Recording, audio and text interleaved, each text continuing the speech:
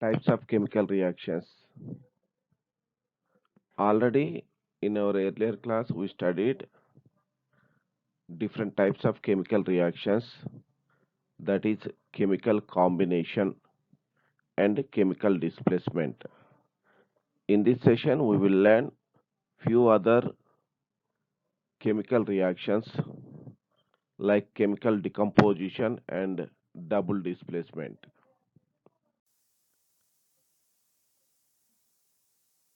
Already we discussed about chemical displacement.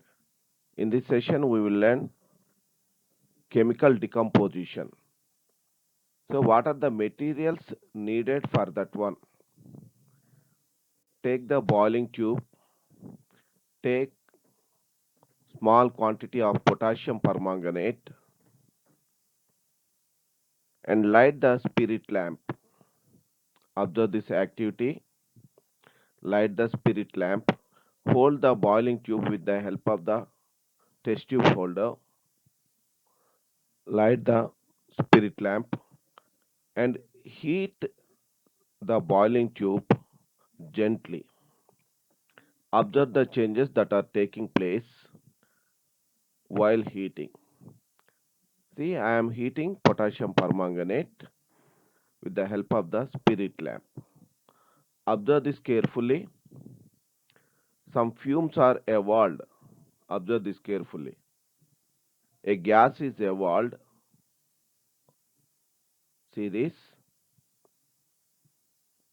Some gas is evolved. Let us test the gas evolved with the help of the matchstick. See this.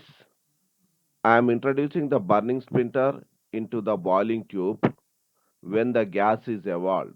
While the gas is evolving, observe this, the splinter is burning more brightly when it is introduced into the boiling tube. Observe this carefully.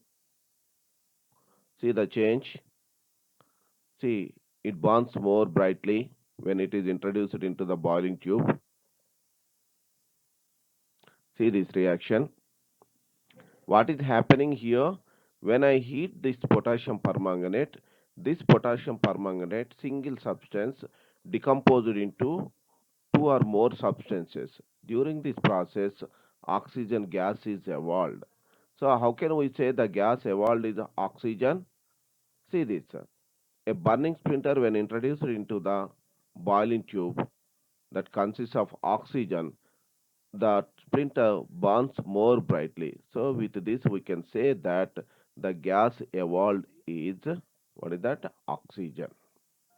Okay, is it clear now? So, with this activity, we proved chemical decomposition. Now, write down the definition of chemical decomposition. A chemical decomposition is a chemical reaction in which two or more substances are formed. Two or more substances are formed from a single substance. Here, I have taken potassium permanganate. Not only potassium permanganate, you can take any one, calcium carbonate. If you take calcium carbonate, you will get calcium oxide and carbon dioxide. There, carbon dioxide gas is evolved. But here in this experiment, we have taken potassium permanganate. So the definition is a chemical reaction in which two or more substances are formed from a single compound. Here let us assume AB is the initial substance, that is reactant, single compound. On heating, it decomposes to A and B. See, potassium permanganate on heating, it decomposes to potassium manganate and manganese dioxide and oxygen gas. So we will learn about this, that is how to balance this chemical reaction and chemical equation in your higher class. Okay. So the gas evolved is oxygen. So how can we test it? When a burning splinter is introduced into it, into the test tube containing oxygen, the splinter burns more brightly. So the gas evolved is oxygen. So on heating potassium permanganate, it decomposes to potassium manganate and manganese dioxide and oxygen. See, here I am writing that the reactants are, the initial substances are potassium permanganate. See this one, potassium permanganate. On heating, it decomposes to potassium manganate. Potassium manganate. Make a note of it. Don't write any mistakes. Potassium manganate, and this MnO2 is nothing but manganese dioxide. Manganese dioxide. And O2 is oxygen. O2 is oxygen. So single substance decomposed into two or more substances. So this is an example for chemical decomposition. Potassium permanganate decomposed to potassium manganate and manganese dioxide and oxygen. Are you clear about that one? Not only that, not only that, you can take any compound. For example, you take the case of carbonate, calcium carbonate. Calcium carbonate. When you heat calcium carbonate, this calcium carbonate is also decomposes to calcium oxide and carbon dioxide. So one substance is decomposed into two or more substances. Two or more substances. Next, another one, observe this one for decomposition reaction. Water. On the electrolysis of water, when current is passed through water, it decomposes to hydrogen and oxygen. Here, we call it as electrolytic decomposition. For decomposition of the substance, what we are using?